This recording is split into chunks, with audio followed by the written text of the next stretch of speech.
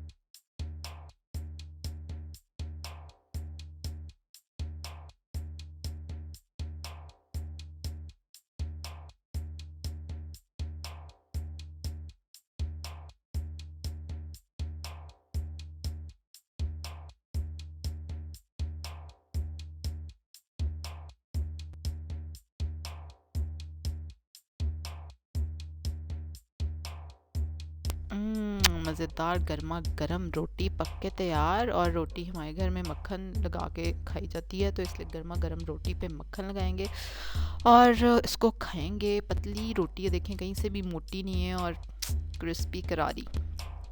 इसी तरह की इन्फॉर्मेटिव वीडियोस देखने के लिए, मज़े मज़े की वीडियोस देखने के लिए सब्सक्राइब करें मेरे चैनल को, बेल आइकन पे ज़रूर क्लिक करें। मेरे दूसरे वाले चैनल को भी जाके सब्सक्राइब करें, डिस्क्रिप्शन में लिंक है। कल एक और मज़े की रेसिपी के साथ आपसे मुलाकात होगी। अल्लाह हाफिज़।